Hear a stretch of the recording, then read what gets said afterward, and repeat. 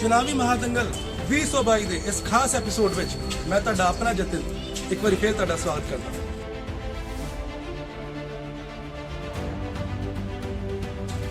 रोज़ कोई ना कोई राजनीतिक पार्टी अपनी नवे वादे लैके जनता के दरबार च आ रही है।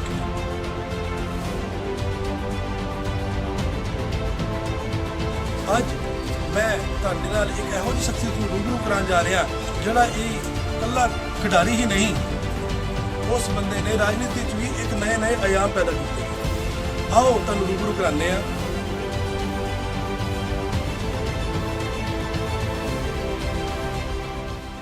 ਕਹਿੰਦੇ ਨੇ ਜੀ ਖਿਡਾਰੀ ਹਾਂ, ਖਿਡਾਰੀਆਂ ਦਾ ਸਨਮਾਨ ਕਰਦਾ ਵਾਂ। ਅੱਜ ਇਹੋ ਜਿਹੇ ਇੱਕ ਵਿਅਕਤੀਤਵ ਦਾ ਬਿਆਨ ਕਰਦਾ ਵਾਂ। ਇੱਕ ਇਹੋ ਜਿਹਾ ਖਿਡਾਰੀ ਜਿਹਨੇ ਗਰਾਊਂਡ 'ਚ ਚੌਕੇ ਛੱਕੇ ਹੀ ਨਹੀਂ ਮਾਰੇ, ਉਹਨੇ ਖੇਲ ਦੇ ਮੈਦਾਨ 'ਚ ਹਜ਼ਾਰਾਂ ਲੱਖਾਂ ਗੋਲ ਕਰ ਦਿੱਤੇ। ਆਓ ਗੱਲ ਕਰਦੇ ਹਾਂ ਅਸੀਂ ਕੈਂਟ ਹਲਕੇ ਤੋਂ ਸਾਡੇ ਜਲੰਧਰ ਤੋਂ ਉਮੀਦਵਾਰ ਪ੍ਰਗਟ ਸਿੰਘ ਜੀ ਦਾ। ਸਰ ਮੈਂ ਤੁਹਾਡਾ ਸਵਾਗਤ ਕਰਦਾ ਜੀ। ਥੈਂਕ ਯੂ ਜੀ, ਥੈਂਕ ਯੂ।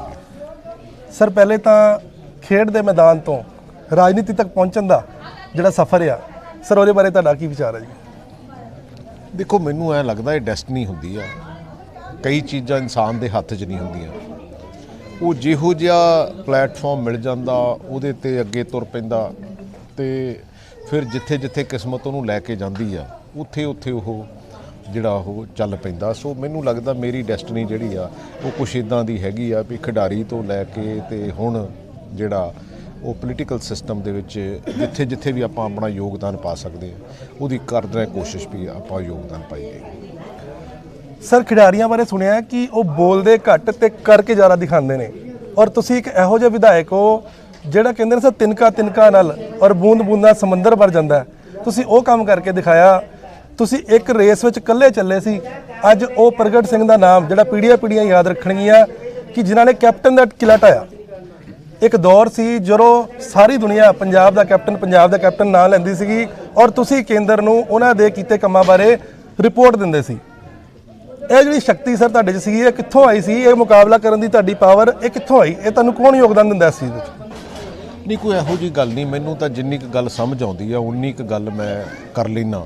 ਪਰ ਜਦੋਂ ਮੈਨੂੰ ਐਂ ਲੱਗਦਾ ਕਿ ਇਹ ਪੰਜਾਬ ਦੀ ਬਿਹਤਰੀ ਲਈ ਨਹੀਂ ਆ, ਲੋਕਾਂ ਦੀ ਬਿਹਤਰੀ ਲਈ ਨਹੀਂ ਹੈਗੀ, ਤਾਂ ਫਿਰ ਮੈਂ ਡੈਫੀਨੇਟਲੀ ਉਹਨੂੰ ਰਿਬੈਲ ਕਰਦਾ, ਉਹਨੂੰ ਰਿਵੋਲਟ ਕਰਦਾ ਔਰ ਉਹਦੇ ਤੇ ਕੋਸ਼ਿਸ਼ ਕਰਦਾ ਕਿ ਪੰਜਾਬ ਲਈ ਕੁਛ ਨਾ ਕੁਛ ਚੰਗਾ ਕੀਤਾ ਜਾਵੇ। ਉਹਦੇ ਤਹਿਤ ਹੀ ਇਹ ਸਾਰਾ ਕੁਛ ਹੋਇਆ।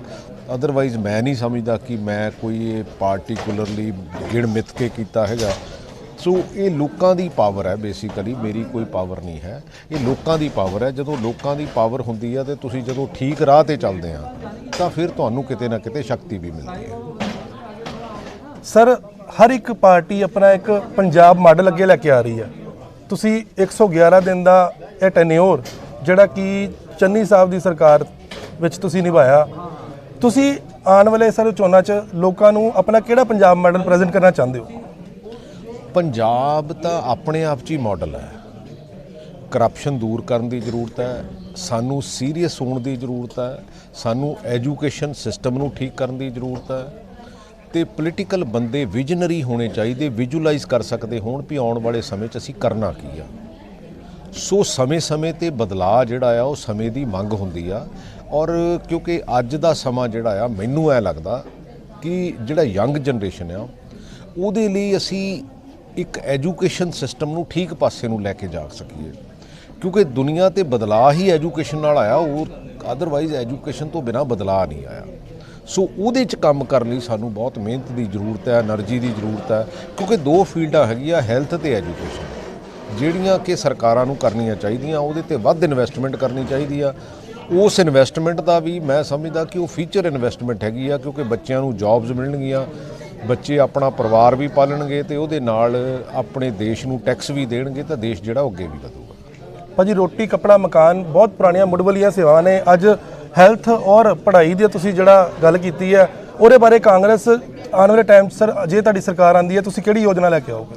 ਨਹੀਂ, ਮੈਂ ਤਾਂ ਬੇਸਿਕਲੀ ਇੰਡਸਟਰੀ ਨੂੰ ਤੇ ਐਜੂਕੇਸ਼ਨ ਨੂੰ ਇਕੱਠਿਆਂ ਕਲੱਬ ਕਰਕੇ ਉਹੋ ਜਿਹੇ ਕੋਰਸਿਸ ਡਿਜ਼ਾਈਨ ਕਰਨ ਦੀ ਜ਼ਰੂਰਤ ਹੈ ਤਾਂ ਕਿ ਜਿਹੜਾ ਇੱਕ ਇੰਡਸਟਰੀਲਿਸਟ ਆ ਉਹ ਕਹਿੰਦਾ ਵੀ ਮੇਰੇ ਕੋਲ ਬੱਚਾ ਹੈ ਨਹੀਂ ਜਿਹੜਾ ਮੇਰੀ ਇੰਡਸਟਰੀ ਨੂੰ ਲੈ ਕੇ ਅੱਗੇ ਤੁਰ ਸਕੇ। ਜਿਹੜਾ ਬੱਚਾ ਆ ਉਹ ਕਹਿੰਦਾ ਮੇਰੇ ਕੋਲ ਨੌਕਰੀ ਹੈ ਨਹੀਂ, ਇਹਦਾ ਮਤਲਬ ਕਿਤੇ ਗੈਪ ਹੈ। ਉਸ ਗੈਪ ਨੂੰ ਪੂਰਾ ਕਰਨ ਦੀ ਜ਼ਰੂਰਤ ਹੈ, ਉਹਦੇ ਤੇ ਕੰਮ ਕਰਨ ਦੀ ਜ਼ਰੂਰਤ ਹੈ। ਭਾਜੀ ਤੁਹਾਡੀ ਪੁਰਾਣੇ ਟੈਨਿਓਰ ਦੇ ਕੋਈ ਚੰਗੇ ਕੰਮ ਜਿਨ੍ਹਾਂ ਨੂੰ ਤੁਸੀਂ ਲੈ ਕੇ ਆਮ ਜਨਤਾ ਕੋਲ ਵੋਟ ਮੰਗਣ ਆਏ ਹੋ? ਇਹ ਤਾਂ ਤੁਸੀਂ ਇਹਨਾਂ ਨੂੰ ਪੁੱਛ ਸਕਦੇ ਆ, ਕਿਉਂਕਿ ਮੈਂ ਜਿਹੜੀਆਂ ਸਾਡੀਆਂ ਸ਼ਹਿਰ ਦੀਆਂ 11 ਵਾਰਡਸ ਆ ਉਹਦੇ ਵਿੱਚ ਸੜਕ, ਸੀਵਰੇਜ, ਪਾਣੀ ਤੇ ਲਾਈਟ ਵੈਸੇ ਤਾਂ ਇੱਕ ਆਨਗੋਇੰਗ ਪ੍ਰੋਸੈਸ ਵੀ ਹੈਗਾ। ਸਾਡੇ 11 ਜਿਹੜੇ ਪਿੰਡ ਹੈਗੇ ਉਹ ਸ਼ਹਿਰ ਦੇ ਵਿੱਚ ਆਏ ਆ, ਉਹਦੇ ਤੇ ਲਗਭਗ 75 ਕੁ ਕਰੋੜ ਰੁਪਈਆ ਜਿਹੜਾ ਸੀਵਰੇਜ ਦਾ ਔਰ 90% ਪੈ ਗਿਆ। ਕਿਤੇ 5% ਰਹਿੰਦਾ, ਕਿਤੇ 10% ਰਹਿੰਦਾ, ਕਿਤੇ 2% ਰਹਿੰਦਾ। ਉਹਦੇ ਤੋਂ ਇਲਾਵਾ ਸਾਡੇ 2 ਰੋਡਸ ਆ, ਇੱਕ 66 ਫੁੱਟ ਰੋਡ ਆ, ਇੱਕ ਗੰਦਾ ਨਾਲਾ 7.5 ਕਿਲੋਮੀਟਰ ਦਬਾ ਕੇ ਅਸੀਂ ਸ਼ਹਿਰ ਤੋਂ ਬਾਹਰ ਲਿਜਾ ਰਹੇ ਆ, ਤਾਂ ਕਿ ਉਹਦੇ ਉੱਤੇ ਇੱਕ ਸਾਈਕਲਿੰਗ ਟਰੈਕ ਤੇ ਇੱਕ ਜਿਹੜਾ ਆ ਜੋਗਿੰਗ ਟਰੈਕ ਬਣਾਇਆ ਜਾ ਸਕੇ।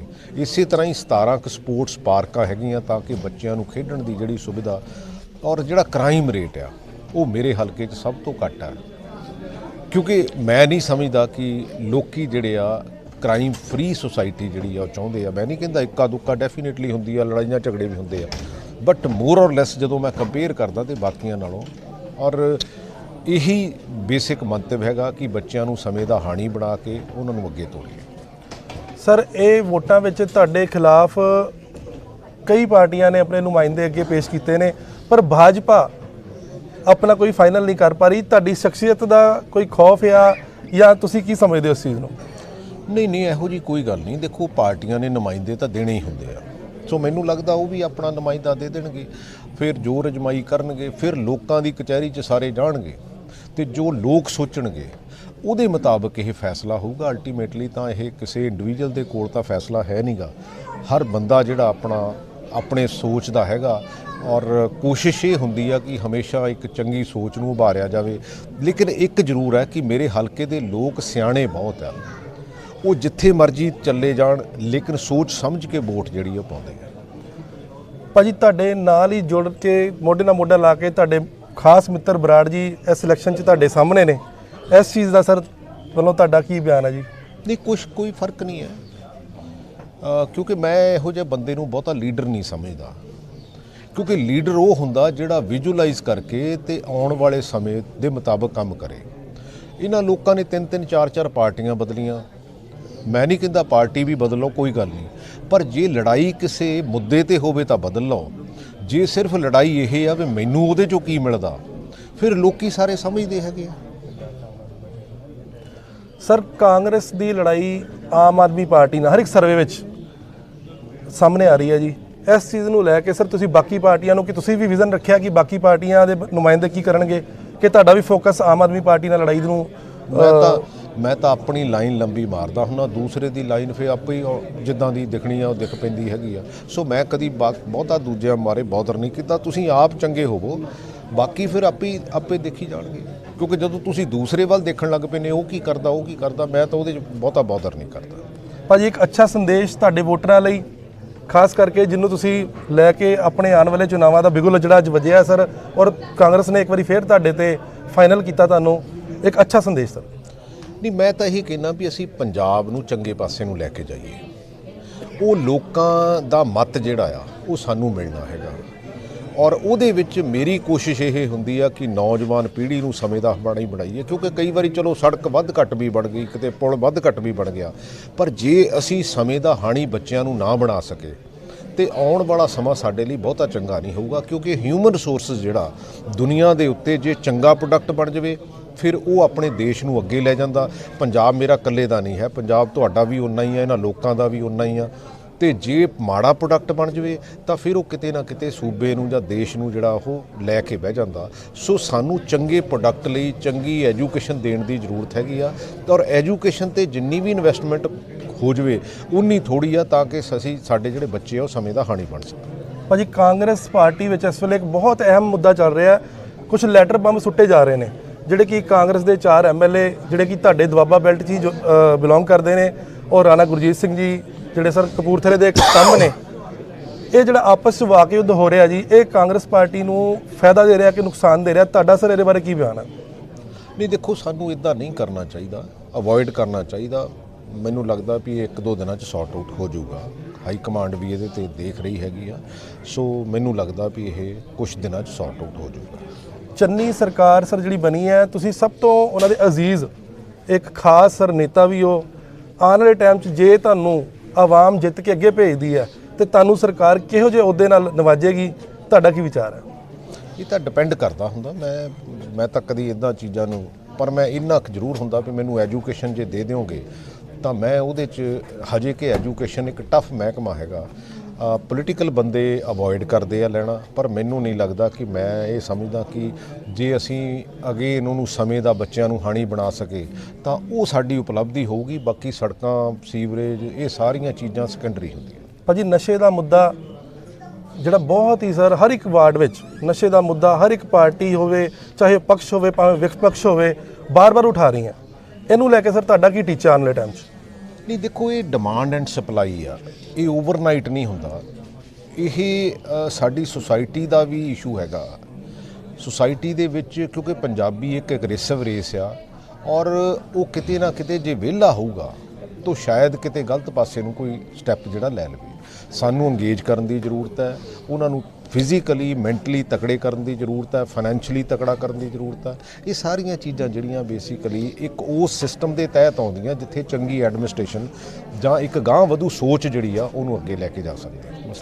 ਭਾਜੀ ਬਹੁਤ ਯੂਥ ਜਿਹੜਾ ਘਰ ਘਰ ਤੋਂ ਬਾਹਰ ਜਾਣਾ ਚਾਹੁੰਦਾ ਹੈ, ਉਹ ਪੰਜਾਬ ਦੇ ਸ਼ਾਇਦ ਬੇਰੁਜ਼ਗਾਰੀ ਵਾਲਾ ਜਿਹੜੀ ਆਪਾਂ ਗੱਲ ਕਰ ਰਹੇ ਹਾਂ ਜੀ, ਉਸ ਹਾਲਾਤ ਤੋਂ ਜਾਂ ਆਉਣ ਵਾਲੇ ਸਮੇਂ ਵਿੱਚ ਕਿਤੇ ਨਾ ਕਿਤੇ ਯੂਥ ਨੂੰ ਰੋਜ਼ਗਾਰ ਨਹੀਂ ਮਿਲ ਰਿਹਾ ਜਾਂ ਆਪਣੇ ਉਹ ਪਰਿਵਾਰ ਨੂੰ ਸੈਟਲ ਨਹੀਂ ਕਰ ਪਾ ਰਿਹਾ। ਉਹਦੇ ਲਈ ਤੁਹਾਡੀ ਸਰਕਾਰ ਵੱਲੋਂ ਸਰ ਕੋਈ ਟੀਚਾ? ਮੈਂ ਤਾਂ ਇਹੀ ਆ ਵੀ ਜੇ ਐਜੂਕੇਸ਼ਨ ਠੀਕ ਕਰਾਂਗੇ, ਉਹਨੂੰ ਸਮੇਂ ਦਾ ਹਾਣੀ ਬਣਾਵਾਂਗੇ, ਇੰਡਸਟਰੀਲਿਸਟ ਨੂੰ ਬੰਦਾ ਮਿਲੂਗਾ ਕੰਮ ਕਰਨ ਲਈ, ਉਹਨੂੰ ਜੌਬ ਮਿਲੂਗੀ। ਸੋ ਇਹ ਸਾਰਾ ਕੁਝ ਚਾਈਨਾ ਨੇ 25-30 ਸਾਲ ਪਹਿਲਾਂ ਕਰ ਲਿਆ ਹੈਗਾ, ਔਰ ਅਸੀਂ ਇਹਨੂੰ ਡੈਫੀਨੇਟਲੀ ਆਉਣ ਵਾਲੇ ਸਮੇਂ 'ਚ ਅਡਾਪਟ ਕਰਾਂਗੇ। ਸੋ ਇਹ ਸੀਗੇ ਜੀ ਪ੍ਰਗਟ ਸਿੰਘ ਜੀ। ਇਹਨਾਂ ਨੇ ਦੱਸਿਆ ਕਿ ਮੇਰੇ ਕੀਤੇ ਕੰਮ ਮੇਰੇ ਹਲਕੇ ਦੀ ਕਿਸੇ ਵੀ ਜਨਤਾ ਤੋਂ, ਕਿਸੇ ਵੀ ਗਲੀ, ਕਿਸੇ ਵੀ ਨੁੱਕੜ ਤੋਂ ਪੁੱਛੇ ਜਾ ਸਕਦੇ ਨੇ, ਔਰ ਉਹੀਓ ਕੰਮਾਂ ਦੇ ਬਿਹਾਫ ਤੇ ਮੈਂ ਜਨਤਾ ਦੀ ਅਦਾਲਤ 'ਚ ਵੋਟ ਮੰਗਣ ਆਇਆ, ਜਨਤਾ ਦੇ ਦਰਬਾਰ 'ਚ ਵੋਟ ਮੰਗਣ ਆਇਆ, ਔਰ ਮੈਨੂੰ ਲੱਗਦਾ ਹੈ ਕਿ ਜਨਤਾ ਮੈਨੂੰ ਜਿਤਾ ਕੇ ਬਹੁਤ ਅੱਗੇ ਪਹੁੰਚਾਏਗੀ। ਅੰਕਿਤ ਗੁਪਤਾ ਦੇ ਨਾਲ ਜਤਨ ਅਰੋੜਾ, ਲੀਡਰ ਸੋਸ਼ਲੀ ਜਲੰਧਰ।